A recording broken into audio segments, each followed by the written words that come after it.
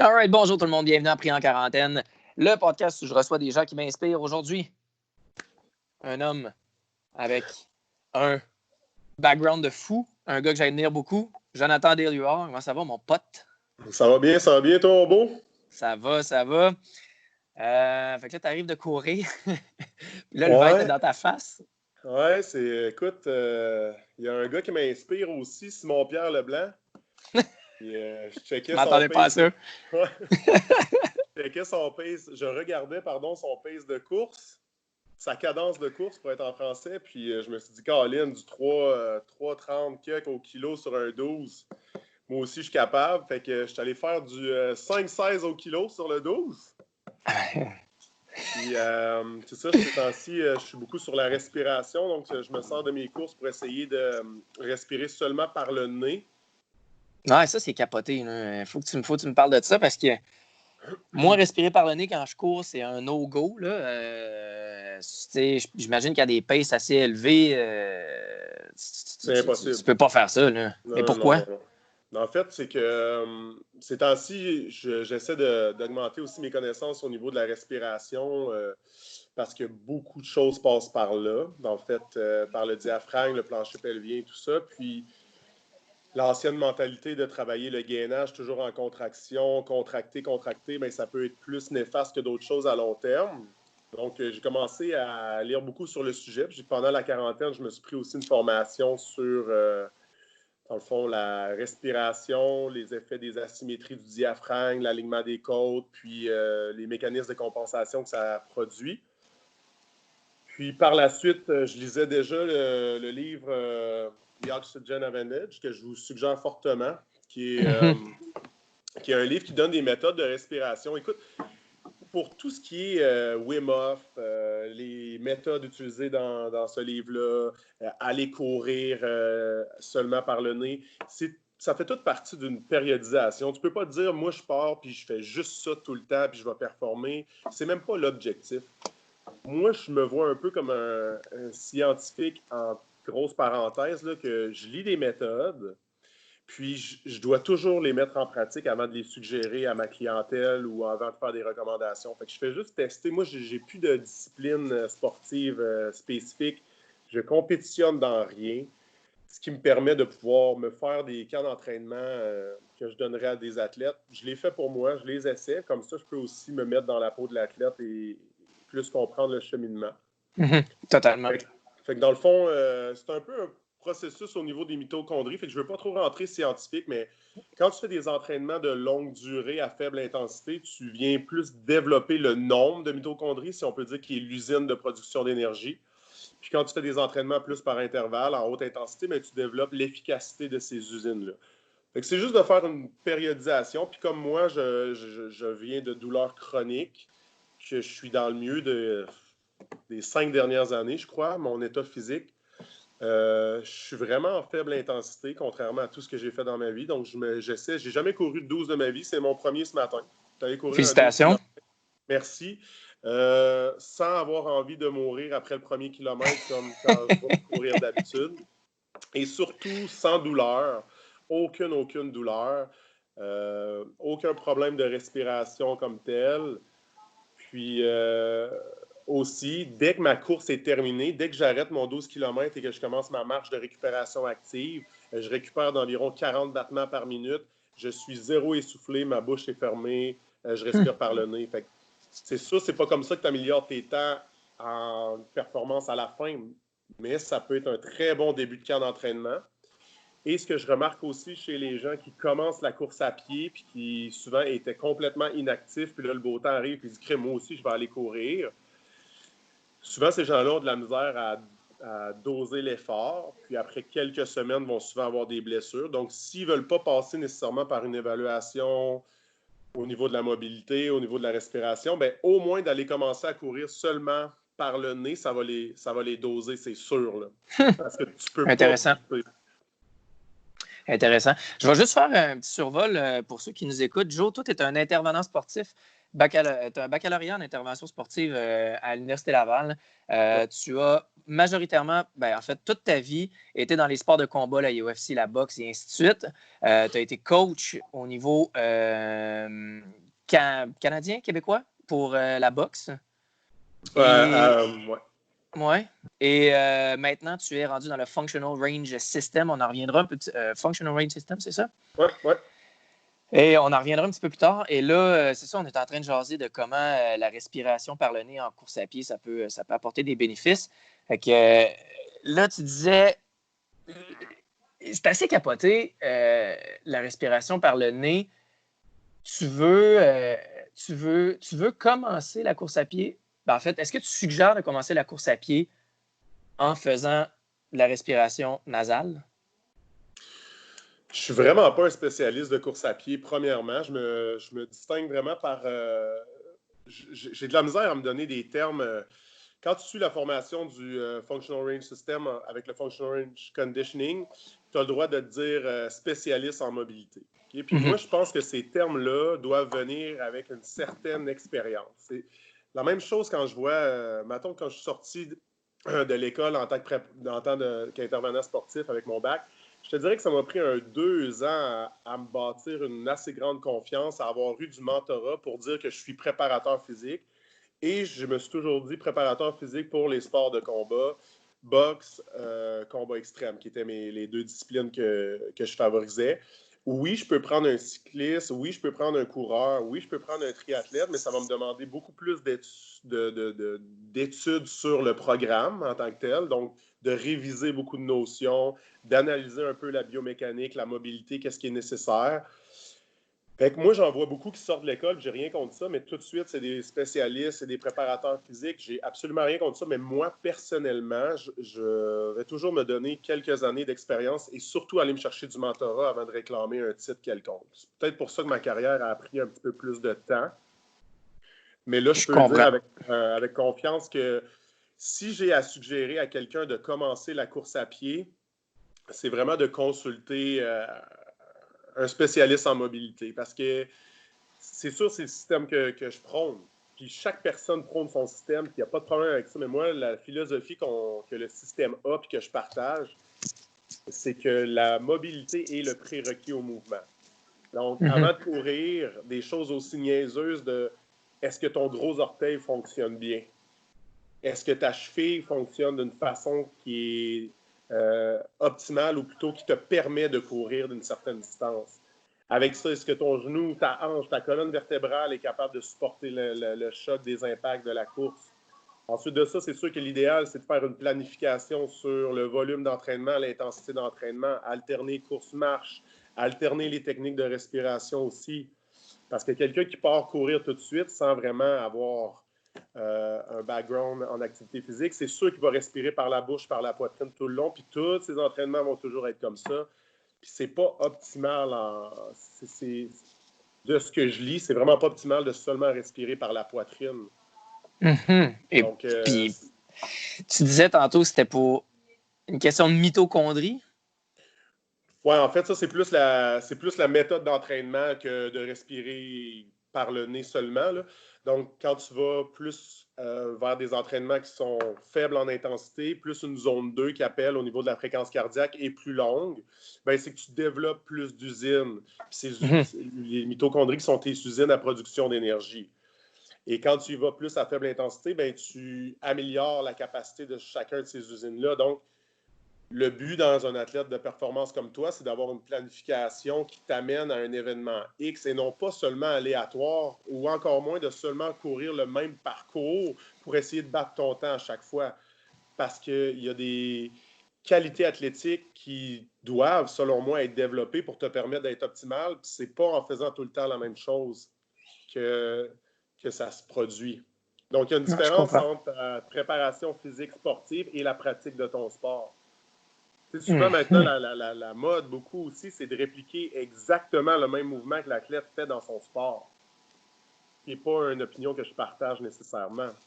Parce que tu veux stresser ton corps d'une différente façon qui s'adapte à différentes situations, c'est ça? Bien, dans le fait, c'est que ta préparation physique, c'est d'essayer de te rendre optimal dans la pratique de ton sport et non pas nécessairement... c'est en pratiquant ton sport que tu vas développer certaines habiletés avec l'environnement, avec la gestion du stress, avec l'intensité du jeu. Puis dans la pratique de la préparation physique sportive, c'est plus encadré, c'est plus formé comme environnement. Donc, c'est une combinaison des deux qui fait que tu performes vraiment à la journée X. Mais il ne faut pas que tu fasses la même chose dans les deux. De toute façon, à un moment donné, tu viens affaiblir plus que d'autres choses parce que tu travailles tout le temps de la même façon, les mêmes termes. Mettons, exemple, toujours la rotation parce que ça se passe en rotation. Puis à un moment donné, l'athlète, il va dépérir parce qu'il est tout le temps dans les mêmes zones. Premièrement aussi, il y a une surutilisation des chaînes musculaires ou des muscles qui produisent tout le temps le même mouvement. Fait que c'est ça, c'est d'avoir le secret de tout ça, c'est vraiment d'avoir une bonne évaluation de départ, d'être capable de réévaluer en cours de route, ce qui était ma plus grosse faiblesse à moi en tant que préparateur physique au début. Que tu as que je facilement... peaufine encore. Oui, c'est ça. Que tu peaufines facilement au travers des années. Dis facilement. Que tu t'inscris à des séminaires, des façons de penser différentes. C'est ça que je trouve intéressant de ton côté parce que tu me fais penser un peu le Ben Greenfield du Québec. Ben Greenfield qui travaille beaucoup sur le biohacking, mais c'est un gars qui essaye à peu près n'importe quoi. Ouais. Puis après ça, il parle de ses expériences puis de ce qu'il a lu. Moi, ça me fait un peu penser à toi. Toi, comme là, on parlait de respiration ou Wim Hof, qui est pas mal le père de la respiration moderne, j'imagine. Le gars qui l'a pas mal popularisé. C'est une méthode parmi tant d'autres. Mm-hmm. C'est pas, encore une fois, je ne suggère pas à tout le monde de toujours faire du Wim Hof. C'est une façon de... Moi, je pense que c'est excellent avant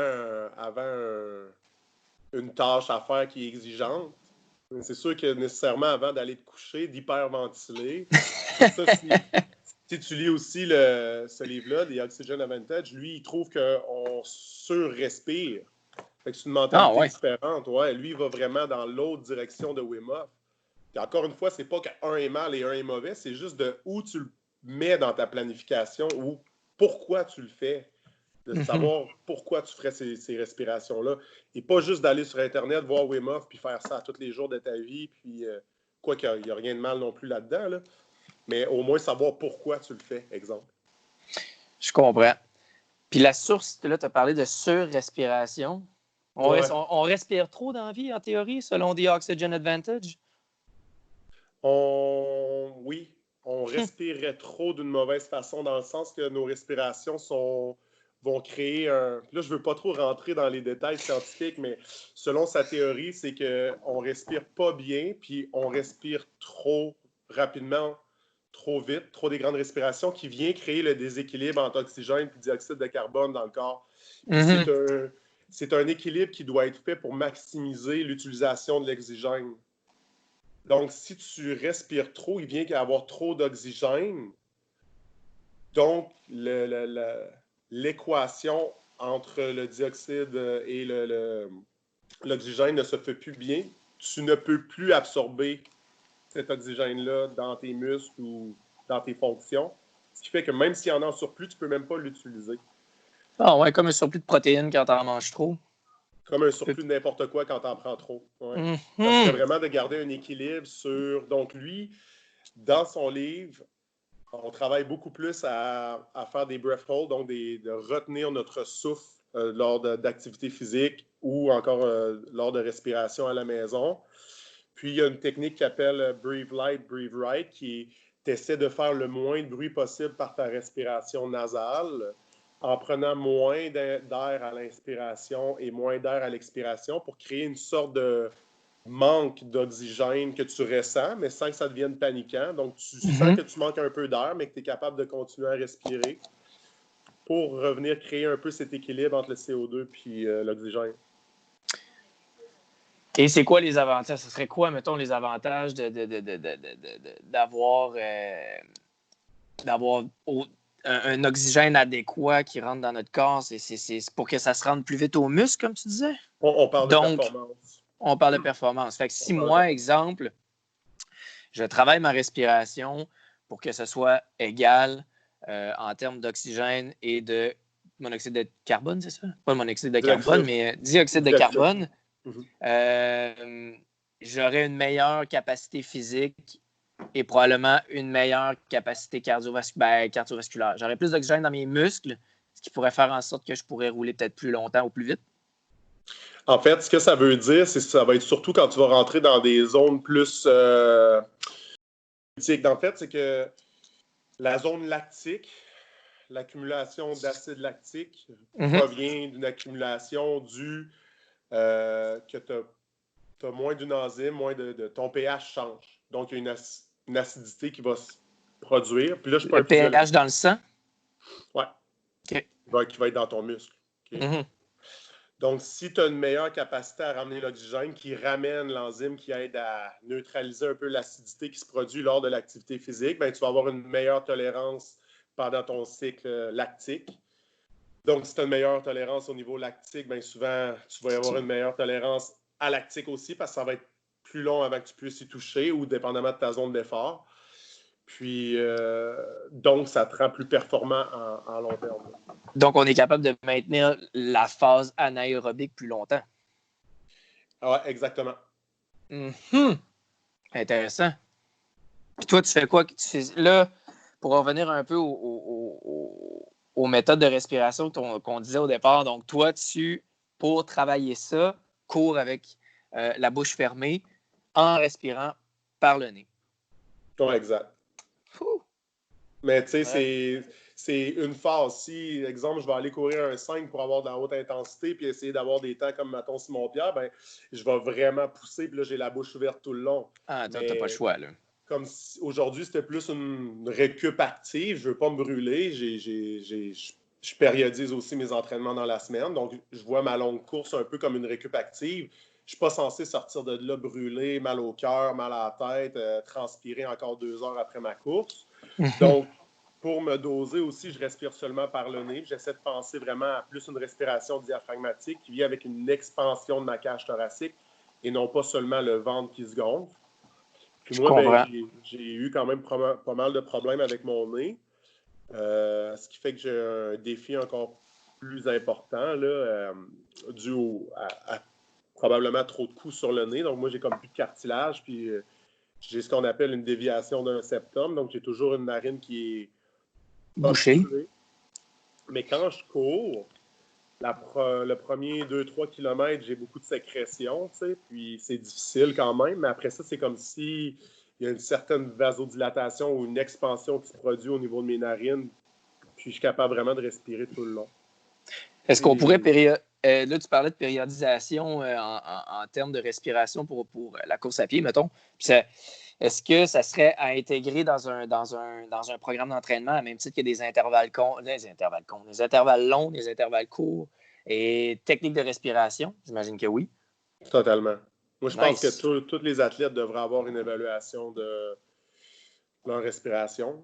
Très cool. Justement une bonne discussion avec un de mes amis qui est un excellent physiothérapeute, puis il me disait que le danger, c'est de diagnostiquer tout de suite un problème de respiration parce que tout le monde a une petite asymétrie à cause du fonctionnement de la façon que le diaphragme est placé. L'être humain est un être asymétrique. On a tout un côté optimal. Même les presque parfaits ambidex vont se sentir un petit peu plus à l'aise d'un côté ou l'autre. Mais c'est de ne pas tout de suite dire qu'il faut absolument tout changer, cette asymétrie-là, puis changer la respiration tout le temps. Il ne faut pas tomber dans ce piège-là parce que oui, tout le monde devrait travailler un petit peu sur leur respiration, surtout présentement, mais ça ne veut pas dire qu'il faut que ça soit la grosse top priorité, mais je pense que ça devrait toujours être évalué puis donner des petits exercices qui vont avec. C'est comme exemple, je pense au triathlète Lionel Sanders. Son préparateur physique a fait une vidéo dernièrement. Ça, c'est une chose que je suis quand même d'accord avec ça. Le préparateur physique disait, parce que Lionel Sanders, quand il court, il y a un petit débalancement. Là, fait qu'il y a comme il n'y a pas un patron de course parfait. Fait que ça fait comme un limp en anglais, là, comme on dit, comme s'il boitait un peu. Ouais. Puis là, c'est souvent le commentaire qui revenait à ce qui paraît dans les vidéos YouTube parce qu'il en pose pas mal. Là, son préparateur physique, il dit, mais tu sais, pourquoi est-ce qu'on changerait sa son patron de course s'il gagne. En ce moment, il gagne. Pourquoi est-ce qu'on irait changer son patron de course? À défaut, si on le change puis il commence à perdre, là, c'est pas bon. Puis ça, on le voit souvent, mettons, dans les marathoniens de haut, très, très haut niveau. Il y en a qui ont des patrons de course horribles, mais ils se pètent des 2,12, des 2,20 sur marathon, tu sais. Fait que je sais pas où je m'en vais avec mes skis, mais ça me fait penser à ça. Ben, en fait, je peux t'aider où tu t'en allais avec ça, c'est de savoir si on corrige nécessairement la symétrie ou Bingo. corriger, essayer de ramener l'équilibre au corps. Nous, ce qu'on m'a beaucoup enseigné, c'est plus tu performes dans ton sport, moins tu performes à être un être humain fonctionnel. C'est assez capoté, ça. Hein? Puis le rôle du préparateur physique là-dedans, je crois, pour moi, c'est de limiter un peu les dégâts sans changer. Écoute, moi, le boxeur, il est droitier.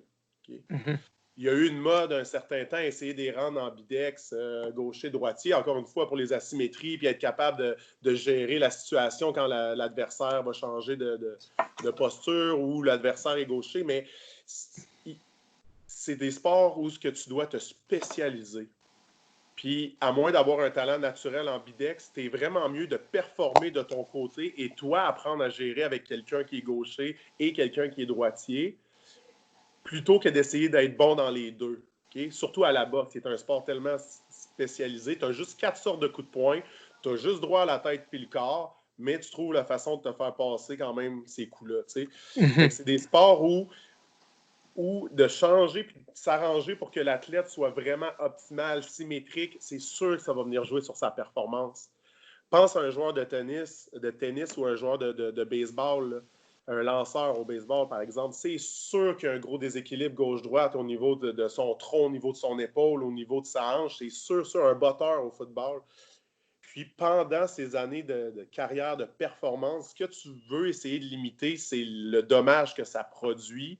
Mais si tu veux mettre autant de temps à ce qu'il soit performant de gauche et droite, je pense, humblement, que tu vas manquer la petite coche de spécialisation que tu peux mettre sur son bord optimal et venir probablement limiter sa performance. Je comprends. Là, on parle juste de course à pied, mais les techniques de respiration, ça peut-tu s'appliquer à tous les types de sports? Ah ouais, monsieur, madame, tout le monde. Ça joue sur le système nerveux, ça joue sur le nerf vagal, ça joue sur le système lymphatique. Je veux dire, moi, j'en vois pas tant que ça. Je suis à Québec, puis je dénigre pas du tout ma ville, mais des athlètes de haut niveau professionnel, on en a vraiment moins qu'à Montréal, exemple. Donc, ma clientèle, je te dirais que c'est 90% de monsieur, madame, tout le monde qui veut juste pas avoir mal quand il va aller faire son jardinage ou à rentrer de travailler. Je comprends. Donc, ça m'amène un peu à ce que tu fais majoritairement de ton temps, le Functional Range System ou Functional Range Conditioning. Ce que j'aime, en fait, quand je te disais tantôt que ça me fait penser un peu à Ben Greenfield. Sauf que lui, c'est un athlète de très haut niveau. Là, ouais, non, mais tu sais, dans sa façon de penser.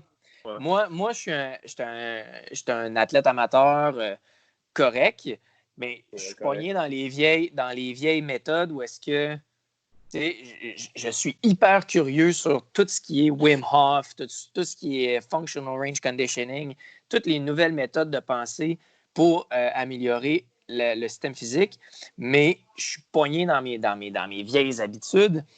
Puis toi, tu vas de l'avant avec la santé articulaire qui est Functional Range System. Puis la santé articulaire, c'est, oui, on entend parler, mais pas tant que ça. On entend parler de la santé musculaire, on entend parler de la santé des tendons, des whatever, là, tu sais. Mais la santé articulaire, proprement dit, moi, j'avais jamais entendu ça avant, puis ça fait quand même une dizaine d'années que je navigue dans le monde du sport puis des gyms. Là. Parle-moi donc un peu de ça. Bien, je pense que tout le monde connaît les termes flexibilité et mobilité. Totalement. Puis je pense que tout le monde a une opinion. C'est ça qui est... là, je ne veux pas parler en mal de personne, mais mon domaine, le domaine de l'activité physique et de la nutrition, dès que les gens pratique depuis longtemps, ils présument souvent qu'ils connaissent ça. Okay? Mm-hmm. L'exemple que je donne, c'est que moi, j'ai 34 ans, je ne sais pas à quel âge j'ai commencé à me brosser les dents, mais j'ai dû commencer par moi-même, je ne sais pas, moi, à 2 ans, 3 ans. Donc, ça fait une trentaine d'années que je me brosse les dents. Est-ce que je suis un dentiste? Non. Non. Mais dans l'activité physique puis dans la nutrition, là, moi, ça fait 10 ans que je fais du gym. Je connais ça. J'ai vu ça. Je sais ça. Fait que souvent, je vois des choses beaucoup sur les réseaux sociaux, puis je garde vraiment souvent mon opinion pour moi, à moins que ça vienne vraiment me chercher. Mais souvent, je rentre avec des discussions avec des gens qui n'ont aucune étude dans le domaine, aucune. Puis, ils vont vraiment argumenter comme si, pas pour essayer de comprendre le point de vue, mais pour prouver, mettons, que j'ai tort ou dire que j'ai tort. Puis je le vois sur plein d'entraîneurs, plein de kinésiologues et tout, plein de nutritionnistes. Ça c'est un domaine que je suis tellement content de ne pas être dedans, là, parce que c'est tellement subjectif, je trouve. C'est difficile d'avoir une trajectoire droite. Où je m'en vais avec ça, c'est que la flexibilité et la mobilité, souvent, c'est biaisé. On n'a pas la même définition parce que souvent, moi, je vois des exercices de mobilité qui vont être faits avec des élastiques, qui vont être faits avec un foam roller, qui vont être faits avec... Faudrait dire, excuse, je te coupe, il faudrait dire qu'il y a deux... la flexibilité et la mobilité, c'est deux choses complètement différentes. Là. C'est là que tu t'en vas, je pense. Hein? Complètement. Puis même la mobilité, telle que le système le définit, c'est complètement différent aussi de ce que la majorité des gens font. Tu sais, le CrossFit a beaucoup amené la mobilité aussi parce qu'eux se rendent compte que c'est quand même essentiel à la performance, mais souvent, ce que je vois, c'est pas de la mobilité. Dès qu'il y a une partie passive qui t'aide dans ta contraction, c'est-à-dire un élastique qui t'aide à aller plus loin, puis là, tu gardes la tension que l'élastique te donne, ou que tu vas te foam roller pour, après ça, aller travailler dans cette zone-là sans avoir vraiment essayé de créer des connexions neuromusculaires, des connexions nerveuses dans la zone dit. Pour nous, pour le système, c'est pas ce qu'on décrit comme mobilité. Donc, on appelle ça de la flexibilité. Ça serait plus de la mobilisation. Donc, tu vas bouger dans une amplitude que tu possèdes déjà. Tu sais, puis si tu regardes, mettons, juste des vidéos Instagram de Functional Range Conditioning, ça a l'air de rien, ça tape pas à l'œil, à moins que tu regardes Beard the Best You Can ou avant Hunter Fitness, qui, eux, faisaient des choses complètement hallucinantes avec leur corps pour montrer comment le système peut être utilisé à ces fins-là, mais c'est pas l'objectif, tu sais. Mais sinon, tu regardes les vidéos et tu es comme... C'est quand même plate à regarder, mais... Hey, puis, on va se le dire, je veux dire, j'en fais à tous les jours. C'est pas la chose la plus le fun à faire non plus. C'est tough. C'est difficile. Ça demande beaucoup aussi de pleine conscience, de moment présent, ce qu'on a beaucoup de difficultés à faire. Tu sais, moi, il faut que j'ai besoin d'un chronomètre, mais il faut que j'achète un chronomètre parce que si je prends mon téléphone pour utiliser le chronomètre, ben là, je suis Facebook, je suis sur Instagram, je texte. Puis là, tu n'es comme plus dans les sensations, alors que c'est un programme qui est pour les sensations. Puis ce système-là, c'est d'utiliser la flexibilité de ce qu'on en connaît au niveau des valeurs physiologiques pour pouvoir aller travailler dans ces zones-là pour créer la mobilité. Donc, pour le système, la définition de mobilité, c'est égal à flexibilité plus force et contrôle. Je comprends. Donc, la flexibilité passive a une grande importance parce que you can move where you can move. Donc, si tu n'es pas capable d'y aller passivement, tu n'iras pas activement. C'est impossible. Donc, la première étape, c'est de vérifier si tu es capable d'y aller passivement. Donc, avec l'aide soit d'un élastique, de la gravité, de quelqu'un qui t'aide, d'un objet. Mais après, on travaille dans ces zones-là en isométrie parce que lorsqu'on donc, avec le membre qui ne bouge pas. Avec une contraction musculaire sans créer de mouvement parce que tu es dans une amplitude que ton corps ne reconnaît pas. Si tu veux être capable de contracter dedans, la seule façon, c'est en isométrie. Parce que sinon, si tu es capable de bouger de façon dynamique dedans, c'est que tu es dans une zone que ton corps possède. Et je sais que c'est des termes plutôt complexes. C'est pour ça que juste pour imager, mettons que je place mon bras à 90 dans les airs, j'essaie d'envoyer mon poignet vers l'arrière. Là, on est en mobilité. Mais moi, ça va pas loin. Fait que toi, ce que tu veux faire, c'est travailler ce range-là, cette amplitude-là, comme je pourrais dire peut-être, Oui, de pour rotation essayer externe. d'envoyer mon poing le plus vers l'arrière, mais en tenant mon bras vers l'arrière. Puis ça, c'est horriblement difficile et douloureux. Tu sais, les gens, j'ai beaucoup aussi de critiques de d'autres systèmes. Moi, c'est ça que j'aime.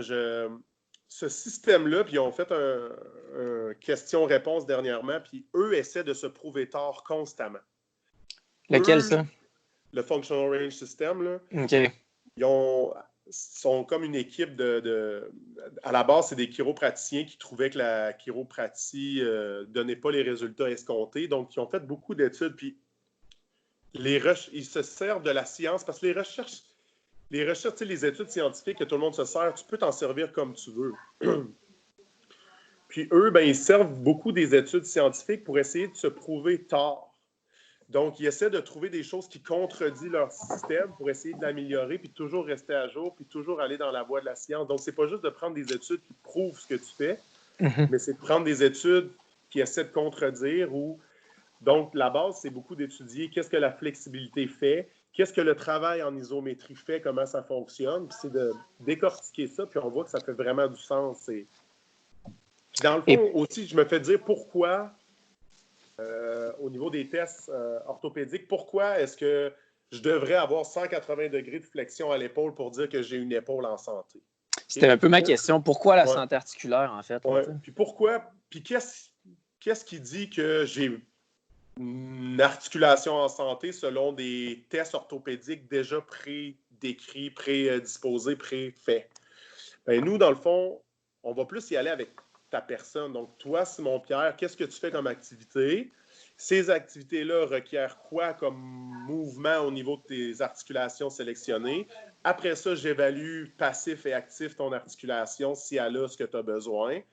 Si tu n'as pas l'amplitude nécessaire puis tu n'as pas de douleur, tu as une articulation, je vais d'abord commencer par une périodisation pour agrandir cette amplitude-là.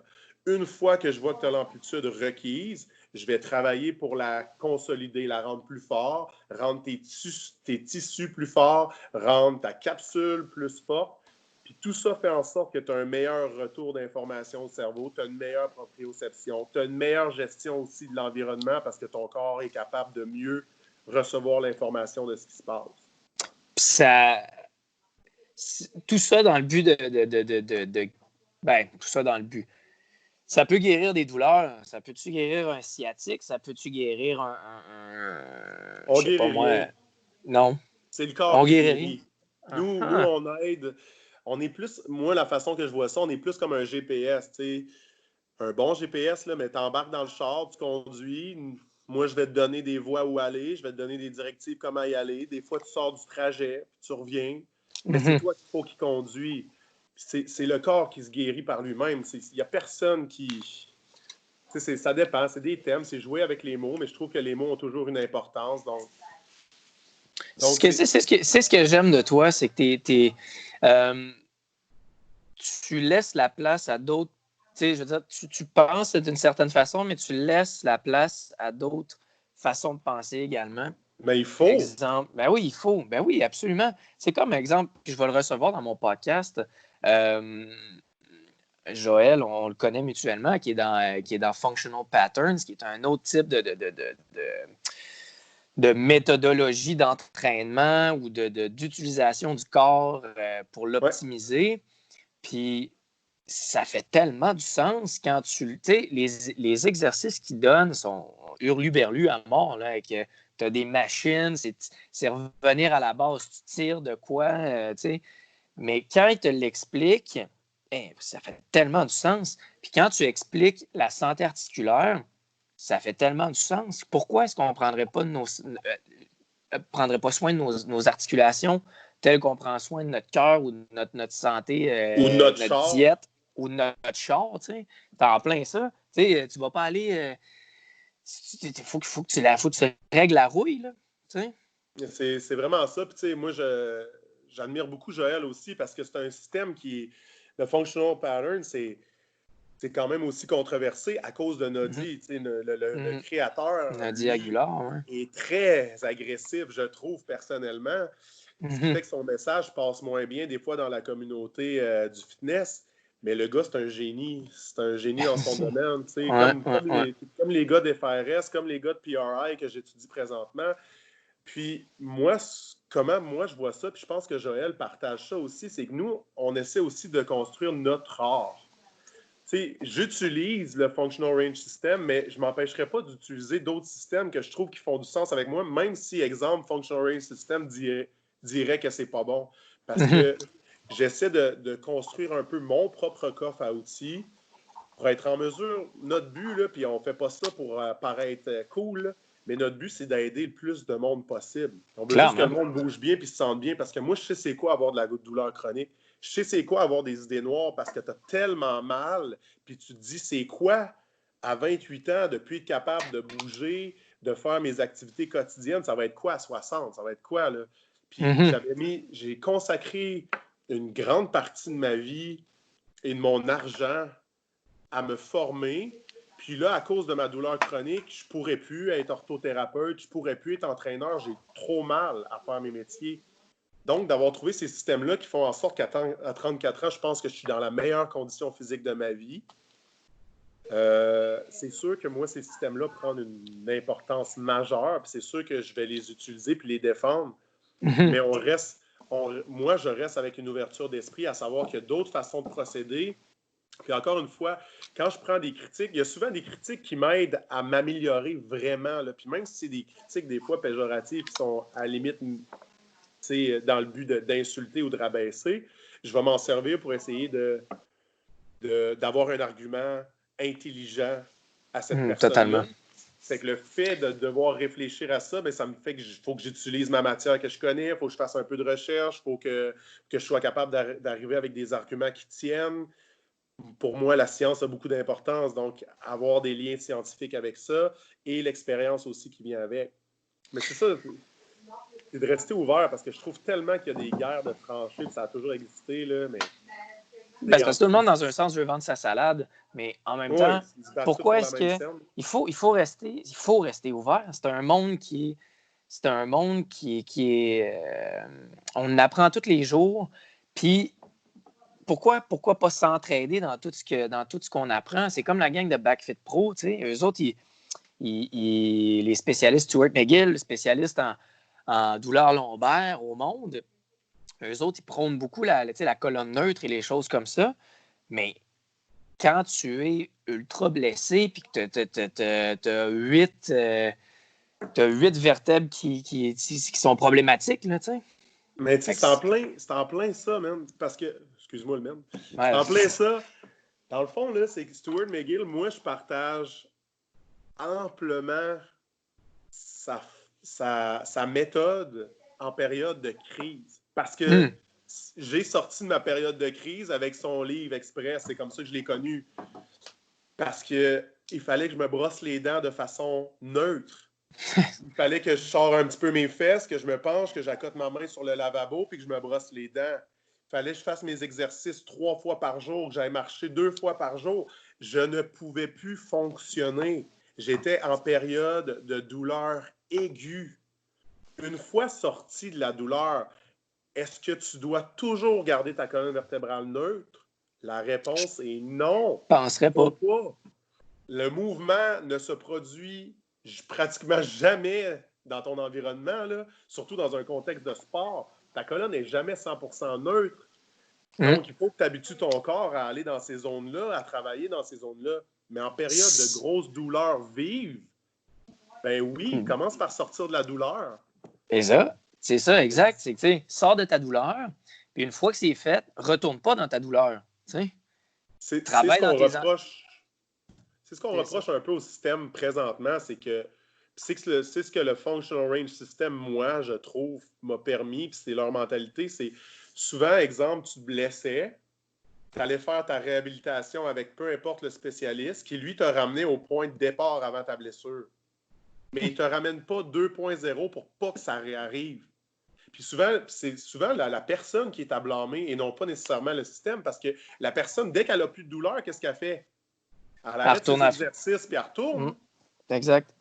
Puis, est-ce qu'il y a un suivi? Souvent, non, parce que ça coûte des sous. Puis moi, j'ai pas le temps de prendre soin de moi parce qu'il faut que je fasse mon changement de pneus, puis d'huile, puis de mag. Ça les passe. Non, mais souvent, tu sais, je trouve que ça change quand même, mais avant, puis j'étais comme ça aussi, là. Je veux dire, je changeais bien plus souvent d'huile que je me faisais masser ou traiter, ou parce que je me disais que ça, mon changement d'huile, j'ai pas le choix, ça va sauter mon char. Mais mon corps est capable d'en prendre. Ben, j'ai pas payé grave. quand même cher, là. Ouais, c'est ça. C'est pas grave la rouille, mais il faut que je fasse mon changement d'huile. Ouais, il faut que je fasse mon changement d'huile, il faut que je change mes pneus. Ça, c'est dangereux, mais hey, mon hernie, elle, ça peut attendre. D'autres choses à faire. Parle-moi donc un peu de quand tu as essayé le fasting, la nutrition. Je sais que tu as été beaucoup. Tu as testé beaucoup. Faste. Tu fastes encore? Oui, présentement, je suis à jeun. J'ai couru mon 12 à jeun. OK. Ouais. C'est, encore une fois, c'est habituer son corps de courir à jeun. Mais moi, je ne peux pas percevoir aller courir sans avoir mangé une bouchée. Est-ce qu'il va mourir? Ben, je vois pas. Si tu te sens bien comme ça, je vois pas nécessairement pourquoi tu le ferais non plus. Encore une fois, le jeûne est vraiment prouvé pour avoir vraiment des effets, encore une fois, sur mitochondrie, sur aussi tout le travail qui se passe au niveau des intestins, ta santé intestinale, ta flore intestinale. Beaucoup au niveau physiologique, je te dirais. Là, je vois beaucoup de gens autour de moi qui... C'est toujours essayer de trouver une solution miracle. Okay? Donc, le keto, ça a été très fort parce que pour les gens, ça semblait une solution miracle à perdre du poids rapidement. Puis, crime, tu prends pratiquement plus de sucre, plus de carbs. C'est sûr que tu perds du poids rapidement. Clairement. Est-ce que je crois que tout le monde devrait faire keto? Absolument pas. Est-ce que je crois que keto est quelque chose que tu peux faire à l'année longue? Je ne crois pas non plus, mais hey, je l'ai dit tantôt, c'est la dernière place que j'aimerais travailler, c'est la nutrition, parce que je trouve que c'est tellement complexe, c'est tellement subjectif. L'enfer. Moi, personnellement, j'ai fait 2 mois de keto et j'étais zéro une bébite à sucre. Zéro. Moi, c'était les chips, les frites, le salé. Puis honnêtement, depuis que j'ai fait le keto, il y a 1 an et demi à peu près, ou 2 ans, j'ai vraiment des rages de sucre. On dirait que j'ai peut-être trop, justement, été en carence. Ça a développé une certaine rage au niveau de mon corps d'avoir du sucre. Donc, j'ai pris du poids par la suite, qui m'a été très difficile à perdre, même malgré le jeûne intermittent. Puis ce que je remarque, puis j'ai beaucoup de discussions avec les athlètes ou avec les nutritionnistes, mais les nutritionnistes sont relativement d'accord avec moi, plus les athlètes, là. Mais c'est surtout ton nombre de calories dans ta journée, je pense. C'est sûr qu'il y a des timings qui est vraiment important aussi. Dans ton fasting, ça? Oui, mais pour moi, ce qui joue beaucoup sur mon gain de poids ou ma perte de poids, c'est vraiment la quantité de calories que je prends dans la journée. Que je le prenne en 2 repas, en 6, en 8 ou toute la journée, ou si je faste, ça dépend vraiment du nombre de calories que je prends dans la journée. Fait que depuis que je fais plus attention à mes portions en jeûnant, là, j'arrive à retrouver une perte de poids que moi, je voulais, là. C'est très intéressant parce que, tu vois, pour ma part, je mange n'importe quoi, j'engraisse pas. Ouais, mais toi, t'es un ectomorphe. Un ectomorphe? Bon, dis-moi donc, c'est quoi ça? C'est ta composition physiologique. Tu as 3 styles, puis toi, écoute, si je mangeais comme toi, c'est sûr que je serais grassouillet, c'est sûr. Moi, j'ai une génétique plus endomorphe, mettons, là. C'est ça, fait que, c'est ça que j'allais dire. La génétique ajoute tellement pour beaucoup là-dedans. T'sais, on parle de keto, on parle de fasting. La génétique, je pense que ça va être bon de savoir. Si, exemple, on parle avec quelqu'un qui dit moi, je veux perdre tant de poids, mais regarde, regarde leurs parents, regarde la génétique, puis après ça, tu vas peut-être pouvoir évaluer plus comment t'enligner vers un style pas de diète, mais un style d'alimentation qui est favorable pour toi. Là, c'est la même chose pour l'entraînement physique. Là. Tout à fait, tout à fait. C'est sûr qu'on a nos génétiques qui vont vraiment nous donner des prédispositions, soit à performer dans certains sports plus que d'autres. Encore une fois, moi, j'aime pas dire aux gens, écoute, ça, c'est ta génétique, puis t'es faite, là. Non. Donc, je laisse tout le temps l'espoir, puis on essaie de travailler dans cette direction-là. Mais pour ma part, avec la nutrition, c'est que le boxeur avec qui je travaille majoritairement, Sébastien Bouchard, lui, il connaît. Le truc, je crois, c'est de vraiment connaître comment tu fonctionnes. Lui, il se connaît. Ça fait des années qu'il joue avec son poids, qu'il faisait pas mal ses propres diètes. Maintenant, il est allé chercher de l'aide, puis ça facilite vraiment le travail, là. Mais il a toujours fait pas mal les choses par lui-même. Il a appris à se connaître, à se gérer, puis il sait bien ce qui fonctionne pour lui, ce qui fonctionne moins. Ce que je crois que tout le monde doit faire un peu en termes de nutrition. Totalement. Les recommandations que je donne aux gens, puis j'en donne pas beaucoup au niveau de la nutrition, mais ce que je dis, mettons, quand j'ai des questions, c'est de commencer par la base. Donc, essaie le classique. Essaie de limiter le plus possible les produits transformés. Mange des carbs. Je veux dire, ton corps en a besoin. Oui. C'est un mythe. Oui, mange-en à une bonne... Tu peux sélectionner des bons moments, dépendamment, ou juste gérer le nombre de carbs que tu prends. Quel carbs tu prends? La qualité du carbs que tu prends. Mange des protéines suffisamment. Prends des fruits aussi, c'est essentiel pour tous les nutriments. Puis prends-le pas en jus, prends le moins possible de liquide qui est censé te donner des nutriments ou des choses comme ça, parce que encore une fois, c'est transformé, puis ça enlève beaucoup les valeurs qui est associées aux fruits, exemple. Ah, tu vois, ça, c'est une chose que je me posais. En faisant un jus, ça enlève un peu de nutriments à l'intérieur du produit, à l'intérieur du légume ou du fruit. Je ne suis pas un spécialiste, tu me mets ça. Non, On jase. Mais en fait, ce que ça dit, c'est que oui, ça va enlever surtout la partie fibreuse du fruit qui va faire en sorte que ton indice glycémique va jouer beaucoup. Donc là, au lieu d'avoir un certain temps à assimiler la fibre et de ralentir un peu la digestion des sucres, bien, vu que c'est enlevé, c'est que ça va aller plus vite. Mais je recommande un livre à tous les athlètes qui veulent performer de haut niveau qui s'appelle Peak. Okay? Puis, c'est vraiment un livre sur qu'est-ce qui fait que les athlètes de haut niveau sont de haut niveau. Puis, je te dirais que le 3/4 du livre, c'est sur la nutrition beaucoup. Okay? C'est dépendamment du style que tu fais. C'est tellement rendu complexe là, que... Puis lui, il donne pas vraiment d'opinion. Il fait juste relater ce qui sort. Okay? Puis, ils ont testé des... Mettons, toi puis moi, on mange une pomme, le fruit a le même indice glycémique, densité glycémique, on le mange, puis toutes les deux, on spike pas pareil notre insuline. Ouais. Notre insuline ne répond pas de la même façon, dû encore une fois à des facteurs de gènes, des facteurs génétiques et tout. Fait qu'il faut que tu vois ce qui fonctionne pour toi. C'est vraiment ça. Puis avant d'aller dans des choses drastiques, c'est juste ça que je veux dire. Avant d'aller dans des choses drastiques, commence par la base, commence par cleaner, enlève les produits transformés le plus que tu peux, coupe les boissons sucrées, hydrate-toi bien, c'est pas juste de boire de l'eau non-stop. Là. Il y a une façon de s'hydrater, lis sur ça. Ensuite de ça, mange à des moments quand même opportuns. Essaie d'avoir une routine sur ton alimentation en termes d'heures. Joue sur ton sommeil. Regarde ça. Essaie de le monitorer. Essaie d'avoir une routine de sommeil, surtout de lever. Commence par la base, puis après, tu tomberas dans le jeûne, dans le keto, dans ce que tu veux, si tu veux l'essayer. Mais tout le monde devrait d'abord avoir une fondation solide, puis après ça, aller vers des systèmes. Mais j'aurais pas pu mieux dire. On recherche tout le temps un peu le plus gros problème de l'être humain, là, ce qui crée vraiment notre perte, là, c'est qu'on est des êtres paresseux à la base. On cherche le confort et on cherche beaucoup la loi du moindre effort. La majorité des inventions sont pour faciliter le travail humain, mais le corps fonctionne et le cerveau fonctionne d'une telle façon. If you don't use it, you lose it. Okay?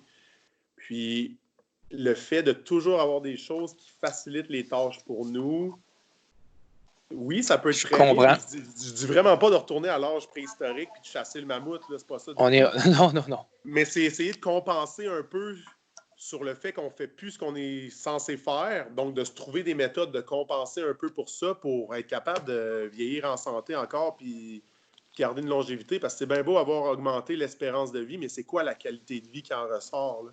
Clairement. C'est comme Wim Hof, il dit, tu sais, là, que tu as dit de quoi d'assez intéressant.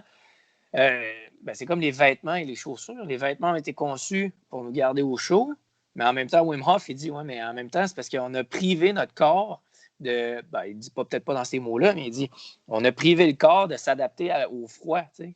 Maintenant, on est rendu des moumounes, là, tu sais. Puis la même chose pour les chaussures. Est-ce qu'on est réellement né pour courir sans chaussures, parce qu'on est réellement né pour courir avec des chaussures? Fort probablement. Mais aujourd'hui, on a de l'aide de partout. T'sais. Mais 2 livres essentiels qui devraient être mis dans les écoles, selon moi. Là. Sapiens, qui est Une vraiment brève histoire de important. l'humanité. Ouais, fait qu'un peu savoir vraiment d'où on part et comment on s'est rendu à aujourd'hui. Puis ensuite, si on veut être plus spécifique un peu dans l'histoire de l'évolution, mais plus au niveau de l'activité physique, la santé, ça, c'est mon coup de cœur, là, 2020. C'est un peu... C'est comme Sapiens un peu, mais vraiment plus au niveau de la santé en tant que telle. Donc, de où on est parti à où on est aujourd'hui. Puis pourquoi on a des choses comme faut se faire enlever les dents de sagesse. Pourquoi la respiration diaphragmatique est importante. Pourquoi aussi on a des problèmes au niveau du diabète type 2, de maladies pulmonaires, de choses comme ça. Pourquoi les personnes âgées dépérissent comme on voit aujourd'hui, alors qu'avant, ils faisaient partie un peu de la famille à aider à élever les enfants, restaient beaucoup plus actifs. C'est un autre principe, là. If you don't use it, you lose it. Présentement, je commence un petit emploi dans une résidence pour personnes âgées. Puis ces gens-là ont vraiment été... c'est une résidence autonome, c'est pas un CHSLD. Tout le monde va bien, il n'y a pas de cas.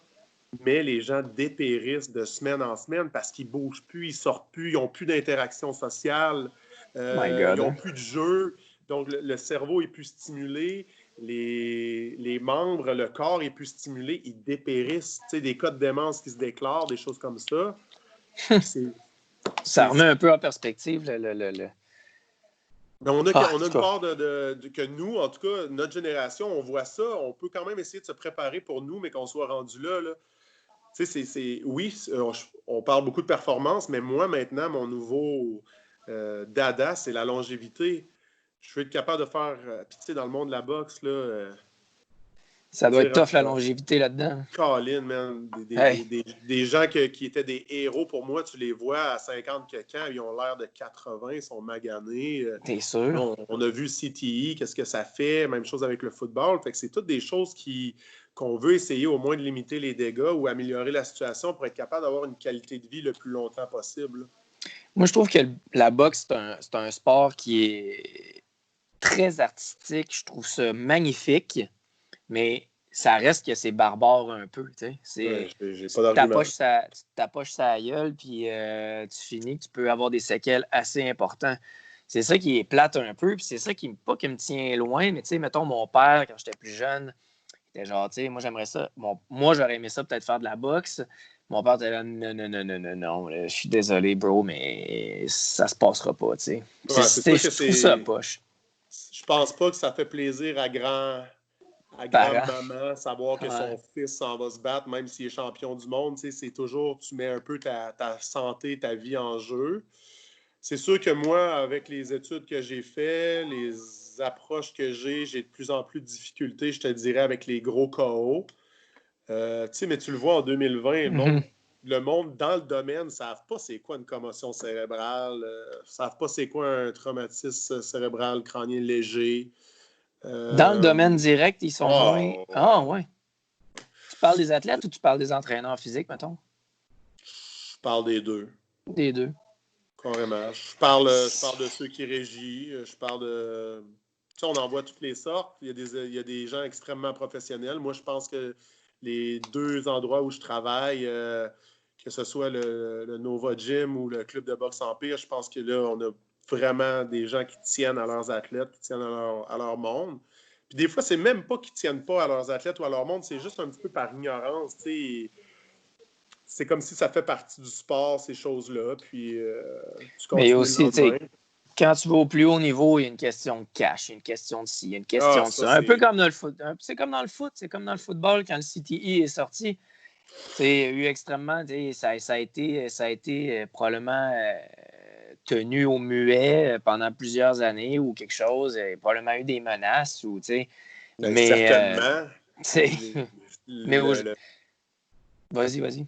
Ben, c'est ça, c'est sûr qu'il y a une grosse question d'argent. Puis je comprends les athlètes, des fois, de cacher leurs symptômes aussi quand ils sont rendus à des. Exemple, dans le sport de combat, là, tu fais ton dernier sparring. Sparring, c'est une simulation de combat qui montent vraiment en intensité plus ton camp d'entraînement finit. Donc, à des niveaux professionnels, tu vas mettre nous, on appelle ça mettre les gants, tu vas mettre les gants avec quelqu'un qui de ton niveau, quasiment, qui essaie de répliquer ton adversaire, puis tu y vas quasiment à pleine intensité. La seule différence, c'est l'épaisseur des gants et le casque. Fait que tout peut arriver dans ce sparring-là. Exemple, tu reçois un coup qui te donne des symptômes de traumatisme crânien cérébral léger, là, donc des symptômes un peu maux de cœur, mal de tête, étourdissement, voire un peu des étoiles pendant. C'est sûr, tu gardes ça pour toi. Si tu te bats dans 2 semaines, ça fait 3 mois que tu t'entraînes pour ça, là. Ah, c'est sûr. Tu ne vas pas aller dire ça, puis que ta paye vient d'être annulée, puis tout ton camp d'entraînement, toi, tu n'as pas payé personne, tu n'as pas eu de bourse. Ça fait 3 mois que tu te prives, tu es sur la diète. Puis il faut que tu répares ton char rouillé, puis que... tu as des comptes à coule payer l'huile. comme tout le monde. Là. Ouais, c'est ça. On est loin d'être millionnaire. Là. Le monde pense que quand tu signes avec une agence, peu importe l'agence, que tout de suite, ces combattants-là sont millionnaires. Mais si tu regardes au UFC, qui est la ligue nationale qui a la plus grande notoriété au niveau du combat extrême, les premiers combats sur la carte, les gars font 5 000 $. Ouf. Le joueur le moins bien payé de la Ligue nationale, c'est quoi? C'est 900 000? Ouais, quelque chose de même. Là. Je sais pas, mais eux autres font 5 000 $. Puis là, tu n'as pas payé personne. Ça fait 3 mois que tu t'entraînes. Il faut que tu payes ton entraîneur, ton préparateur physique, ton nutritionniste. Il faut que tu payes tes bills. En bout de ligne, c'est sûr que ça peut être décourageant. Mais il y en a beaucoup qui gardent le cœur, la passion, ils ont le talent, ils vont persévérer, mais il y en a beaucoup qui le font pour peu d'argent au début. Là. Aïe, aïe, ça me fait penser un peu à... tu sais, on parlait du UFC, puis tu as grandi beaucoup dans ce monde-là. Corrige-moi si je me trompe, mais j'aurais peut-être tendance à dire que dans certains cas, ça peut peut-être être moins violent que la boxe, parce que tu as du Brazilian Jiu-Jitsu, là, tu viens, tu sais, qui est plus en prise de soumission, des choses comme ça. Là. Ouais, je pense que le MMA, les arts martiaux mixtes, d'un point de vue d'un spectateur qui n'est pas dans le domaine, exemple, ça va être plus barbare, plus violent, à cause justement que tu as le droit d'utiliser tes poings, tes coudes, tes genoux, tes pieds. Tu as le droit d'utiliser des soumissions, puis si la personne ne se soumet pas, ben, des fois, il peut y avoir des fractures, des dislocations, des pertes de conscience. Il y a plus de sang, beaucoup, à cause des coudes, évidemment, et les genoux, ça ne laisse pas beaucoup de place à un coude ou un genou, ça ne pardonne pas bien. Mais je pense que le gros du dommage se fait beaucoup à l'entraînement. Parce que les gars s'entraînent. Vous n'avez pas idée comment ces gars-là s'entraînent. Puis, c'est toujours quand même du combat. Fait qu'il y a toujours un risque. Il y a beaucoup de coups qui sont donnés. Ensuite de ça, je crois que la boxe crée plus de dommages au cerveau que les arts martiaux mixtes. Parce que tu as seulement la tête et le corps à travailler, tandis que dans les arts martiaux mixtes, ben, tu peux frapper les jambes, tu peux frapper au corps, tu peux utiliser la lutte, tu peux utiliser au sol les techniques. Et souvent, les coups à la tête, une fois que tu en as un qui est dommageable, tu as très peu de temps pour récupérer. L'arbitre va arriver plus rapidement dans une majorité des cas. Tandis qu'à la boxe, tu as des comptes. Donc, des fois, tu te fais vraiment ébranler, tu réussis à te relever parce que tu es dans l'adrénaline, tu as tes automatismes et ton cerveau n'est pas revenu, mais ça paraît plus ou moins. Et là, le danger de recevoir d'autres impacts à la tête pendant que tu as déjà un trauma, là. C'est comme ça que les gens décèdent, surtout. Là. Souvent, c'est le deuxième impact, soit de la chute ou... Ah ouais? Ouais, les déshydratations aussi sont... Les déshydratations, il faut vraiment que ça soit... Il y a des commissions comme la IBF, je crois, qui te pèse la journée même, puis tu ne dois pas avoir pris plus que 10 livres, là, parce qu'avant, il y avait vraiment des grosses déshydratations. On s'est aperçu beaucoup chez les poids plus légers qu'au niveau de la réhydratation, le cerveau est comme le dernier à vraiment récupérer de la déshydratation. Puis là, tu t'en vas recevoir des coups, puis souvent, vu qu'il est le dernier à être hydraté, tu performes vraiment moins, tu vois moins les coups, tu as moins de réflexes. C'est comme ça que les gens créent des hémorragies cérébrales. Pas trop rentrer là-dedans, là, mais... Non, mais c'est intéressant parce que, tu sais, encore une fois, c'est des sports qui nécessite quand ils vont à la pesée, ben là, c'est comme du bodybuilding, en fait. Là, ben, ça va être un peu dans la même lignée. Quand les gars ils s'en vont pour performer sur scène, sur un niveau mondial en bodybuilding, ils jeûnent. Ben, ils jeûnent pas, mais ils prennent plus d'eau, ils s'assèchent. Au niveau physiologique, c'est incroyablement dommageable. Ça doit être un peu la même chose au niveau de la boxe et lors de la pesée, au niveau du UFC et lors de la pesée. T'sais. Moi, personnellement, j'ai vu du 12-14 livres en 12 heures. Hey! 12-14 livres en 12 heures? Je crois que c'était 12 livres. Mon gars va pouvoir me reprendre, là, mais je crois que c'était 12 livres. C'est une des fois que ça avait moins bien été avant. Puis moi, ce que j'aime ça rester avec les gars. Tu sais, vu que avant, je coachais, j'étais comme assistant entraîneur de boxe, donc j'avais plus le rôle le soir même. Mais maintenant, mon rôle est vraiment plus préparation physique. Donc, tout ce qui est tactique, technique, le soir même, moi, je suis rendu le porteur d'eau. Là. Je m'occupe de la glace, puis même ça, des fois, j'échoue à mon rôle.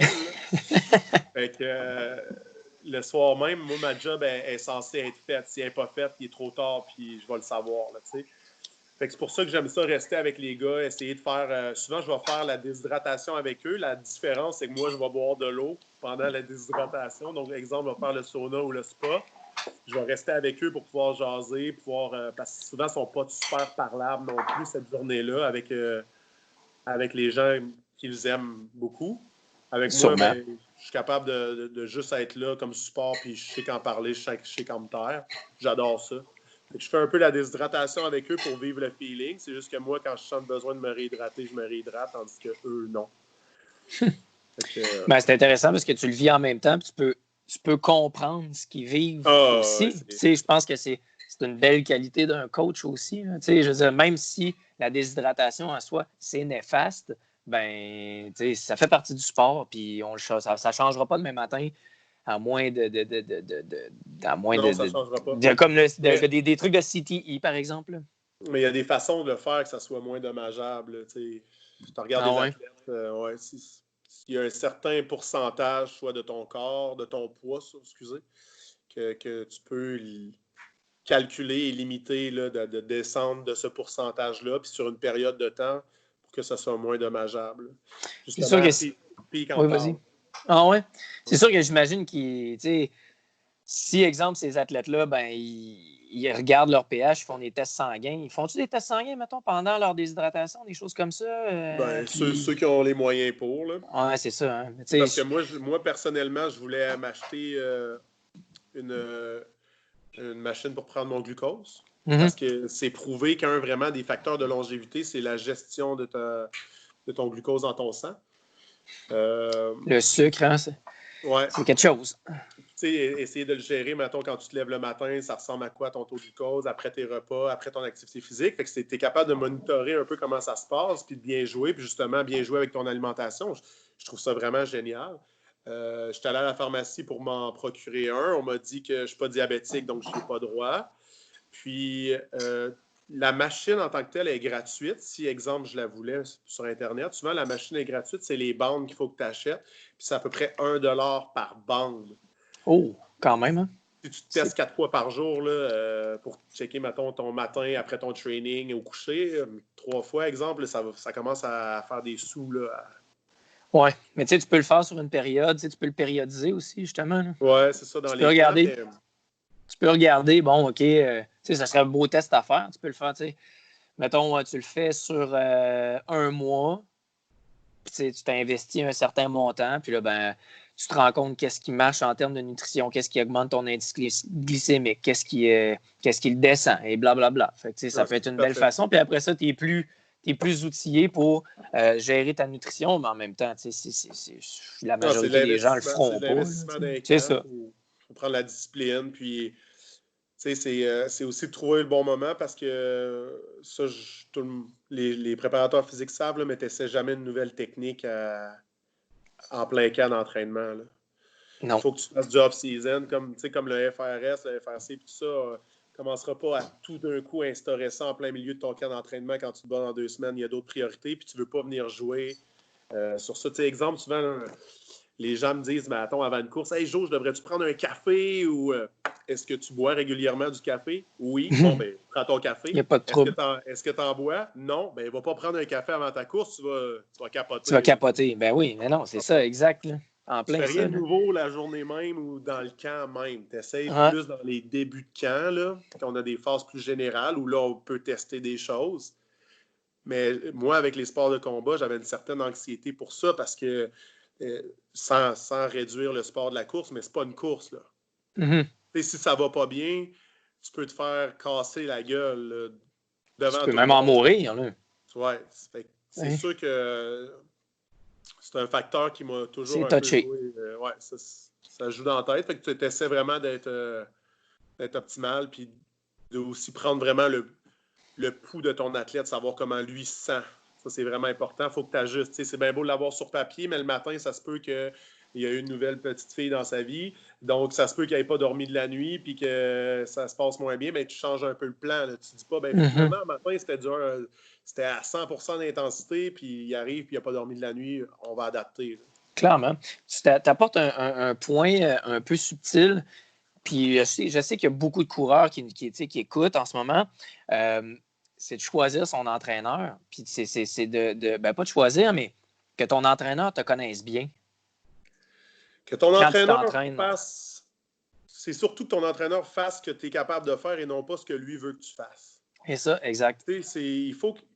La façon que moi, je planifie ma préparation physique, puis ça vient vraiment du FRS, là, puis j'essaie vraiment de l'instaurer. Là, si Sébastien écoute ça, il va rire parce que ça n'a pas tout le temps été comme ça, là, mais c'est vraiment avoir tes tests de départ qui vont t'aider à délimiter un peu où tu peux travailler, dans quoi tu peux travailler, planifier un petit peu de travail qui dépasse ces limites-là, pas trop pour ne pas créer justement tout de suite un surentraînement ou une blessure, puis de réévaluer, puis de recommencer pour progressivement améliorer ta zone. Mais souvent, ce qu'on arrive, on arrive au gym, l'entraîneur, lui, son choix, c'est le squat, le deadlift, peu importe. Il prend pour acquis que tu squattes, tu deadlifts parce que tu as 2 bras, 2 jambes, puis il t'embarque là-dessus. Puis là, il va te coacher sur ta méthode. Fait qu'il va te dire, garde tes genoux à l'extérieur, garde ta colonne neutre, garde ci, garde ça. Ouais, mais est-ce que mes articulations sont capables d'aller dans ces zones-là? Totalement. Est-ce que mon dos l'accepte? Est-ce que mon dos l'accepte? Est-ce que mes tissus dans cette zone-là ont une capacité de surmonter cette charge-là? Puis notre principe, c'est travaille ton intérieur, donc ton corps, tes articulations, ton système, pour être capable de supporter la charge externe. Alors que la majorité des systèmes, pratiquement tous les systèmes, mettent l'emphase sur la charge externe avant de mettre l'emphase sur la capacité, interne. Très bien dit. Puis aussi, l'entraîneur doit s'adapter à toi et dans le système, c'est toi qui s'adapte à l'entraîneur. Ça devrait souvent. C'est ça qui est important. C'est hot. C'est pas de laisser l'athlète prendre toutes les décisions, là, mais non plus. Mais c'est s'adapter à sa réalité. C'est d'avoir une bonne communication ensemble. Oui, vraiment. Puis ça peut changer avec le temps. Moi, je ne blâmerais jamais un athlète qui me dit qu'écoute, Joe, ça ne marche plus. Là. Et puis même moi, je pourrais être la personne qui dit écoute, je pense que je peux pas t'aider. Mieux performer avec quelqu'un d'autre. Puis c'est pas nécessairement à cause des connaissances. Là. Des fois, c'est la chimie entre les deux. Des fois, c'est un désaccord sur la philosophie. Il y a tellement d'ego dans notre domaine, puis multidisciplinaire. Là. Donc, souvent, comme tu dis, on se bat tous un peu comme tu as dit tantôt, on se bat tous pour la même pièce. Fait que, exemple, tu veux pas que tel préparateur physique donne son avis, mais moi, j'ai fait venir Joël, justement, voir un de mes athlètes pour essayer de voir au niveau du gate, comment ça peut fonctionner. Est-ce que j'ai peur que mon athlète change pour aller avec Joël? Non. Puis si mon athlète me dit, écoute, j'ai vraiment aimé ça, puis je pense que j'aurais vraiment besoin de lui, je ne vais pas t'empêcher de performer et d'aller chercher tes plus hauts standards si tu le sens plus avec moi. Là. Totalement. Joe, j'ai une magnifique discussion. C'était le fun. Oui, c'est le fun. J'arrête. Moi, une charge, je bois presque plus parce que j'arrête jamais de parler. Arrête, là, c'était parfait. Moi, j'ai aimé ça. J'apprends en même temps. Fait que t'imagines-tu, c'est encore mieux. Je passe du temps à jaser avec un entraîneur, puis mon chum, puis en même temps, j'apprends. C'est capoté. Fait que, peux-tu juste me redire les livres que c'est Sapiens? Ouais, Sapiens, c'est pas mal le prérequis de base de Yuval Noah Harari. Ensuite, après ça, mon coup de cœur, c'est The Story of the Human Body. Si les gens veulent vraiment s'intéresser à un petit peu plus l'évolution au niveau de la santé et des maladies. Pour les techniques de respiration, The Oxygen Advantage, qui est très simple, très court, puis beaucoup d'illustrations sur les techniques de respiration. Et plus nutrition ou en fait, c'est nutrition, santé, récupération, puis mentalité. C'est Peak, qui est aussi un de mes coups de cœur, qui peut être un petit peu scientifique par contre, par moment. Mais aujourd'hui, on a Google. Donc, j'utilisais des fois Google pour aller chercher ça. Puis, je vais me plugger un peu. Si jamais vous voulez aller voir un peu de ce que je fais, il y a ma page Instagram, puis il y a ma page YouTube où là, il y a un petit peu plus de détails sur les exercices. Puis, des fois, on me reproche peut-être de trop parler justement dans les exercices, mais moi, ma philosophie, c'est de faire comprendre à la personne pourquoi elle le fait. Ça engage un petit peu plus la personne à continuer à faire ses exercices plutôt de, tu sais, fais ça parce que ça aide ça, mais je t'explique un petit peu plus en détail qu'est-ce que ça fait. Donc, c'est sûr que des fois, les vidéos sont un petit peu plus longues, je parle plus longtemps. Pas grave, c'est important. Ce que tu dis est important, c'est ça l'important. Non, c'est ça, exact. Good. Fait que Jonathan Dale Huard, merci beaucoup. Merci à toi. Prends soin de toi. Toi aussi. En espérant se voir bientôt. Ben oui, c'est sûr que oui. Là. On va se voir bientôt. Prends soin de toi, mon ami. Toi aussi, man. Bye. Bye.